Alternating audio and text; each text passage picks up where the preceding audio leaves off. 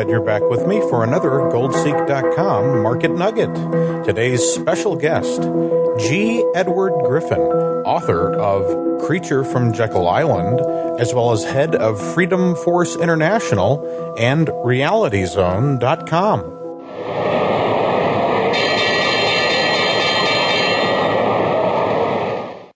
People are beginning to wake up to the fact that the national bank may not be their own. My featured guest says the Federal Reserve is neither federal nor is it a reserve. G. Edward Griffin is a renowned film producer, economist, and investigator. He's penned numerous books, including his magnum opus, The Creature from Jekyll Island. Welcome back, Mr. Griffin. Well, thank you for inviting me. You know, in previous discussions, we've covered your seminal work, The Creature from Jekyll Island, in detail. But given the economic climate of the past few years, e.g. the credit crisis, housing crash, market meltdown, and now a global currency contagion, it deserves a revisit here. You know, in 1910, a group of financiers, according to The Creature from Jekyll Island, well, their representatives met in an island off of the Georgia coast, Jekyll Island. The meeting, you say, laid the framework for the U.S. Federal Reserve. On Christmas Eve 1913, the nation was betrayed as this legislation was pushed through under the cover of the holiday festivities. Do you care to pick up the story from there, Mr. Griffin? Well, yes, that's all a matter of well-verifiable fact now, and although it was always interesting to most people because it has some curious events in it, the secrecy and the private meeting and all of that sort of thing.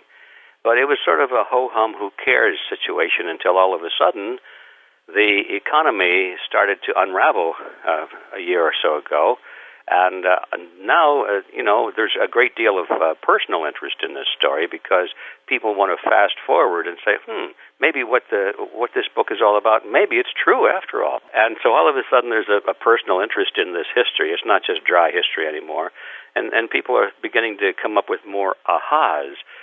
Previously when I would say that, well, the Federal Reserve System is not really an agency of the federal government, although it appears to be that way because it has the power of the government behind it, and if you don't comply with the directives of the Fed, well, you go to prison, so it has to be a government agency, right? Well, not so. It's a cartel. It's a banking cartel, which was able to pass this legislation that gave the private cartel the power of government.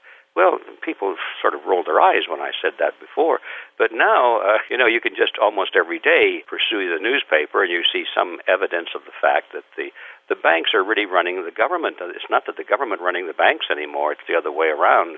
And I've been saying that for years, but now there it is right in the news, and people are saying, well, gosh, maybe this is true. What are we going to do about it? And it is true. We do not really have, in my view, which is rather harsh, but I think it's... I think is realistic. My view is that our government really is no longer of the people and for the people and by the people, as they say, but it's of the banks, for the banks, and by the banks. And but they're trying to keep the voters confused about it and let them think that they're still in charge of their political destiny. It's a really quite a horrendous development for a country like this, which started off so gloriously in freedom and representative government and limited powers to their elected representatives. It's gradually grown out of proportion over the years. It's been, I guess, what you might call mission creep ever since the founding of this great republic. And every year there are more and more laws, more and more restrictions, and less personal freedom, usually in the name of, protecting the people against something horrible like terrorism or crime. People are less objective or less questioning about what's being offered as the solution. They tend to say, oh, well, that's a terrible situation, so whatever you say, just do it and protect us from it. Well, that's been going on for many decades until now we're coming out the other end of this tunnel, and we're in basically a system which is really not much different from some of the systems that we fought wars to defeat. There's a lot of similarity between what we have today and communist Russia and Nazi Germany, and even today, communist China. It's all becoming kind of blurred, and it's hard to, aside from the flags on top of the flagpole, when you get down to the ground level and start looking around on the street level, there's not an awful lot of difference between them. And I think that the banks have had a lot to do with that, because in order for the banks to perform this kind of a I would call it a rip-off of the voter, because they're inflating the nation's money supply and benefiting from that, while the voters are losing on the other end through the loss of purchasing power. And that's really a transfer of wealth from the common man to the financial elite, going on for many years. But before they can do that, they have to have a kind of a political system in place that allows it, that allows the government to legislate these measures. You see, the only reason that the banks can do what they have been doing is because they can create money out of nothing. They literally, well, it's not quite nothing, it's out of debt, which is even worse. No money comes into existence until somebody borrows it from a bank somewhere. And that's how money comes into existence. It used to come into existence when people put gold or silver into the bank vault.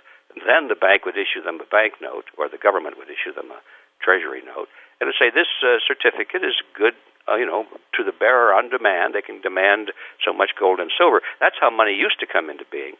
But with the entry of the central banking concept and the personification of it in the Federal Reserve System, all of that is gone now.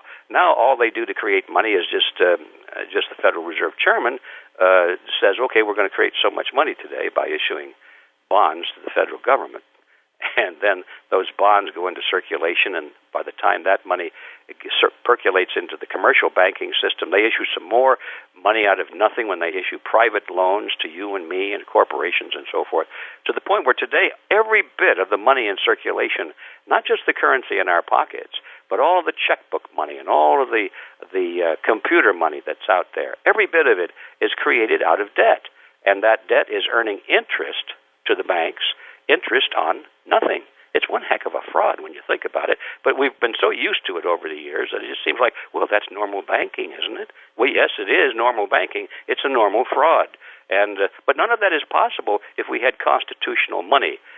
So the banks really need an unconstitutional government to implement this kind of a game. And on the other hand, the unconstitutional government needs all kinds of money to buy its way into the world and into the hearts of the voters, and so they need the banks as well. It's an unholy alliance. It's a partnership. I call it a cabal. And I think now that the system is unraveling, people are beginning to take a second look at this whole thing, and hopefully they'll begin to realize that, wait a minute, it's time now, it's past time now to abolish the Federal Reserve System and return back to sound, honest banking again.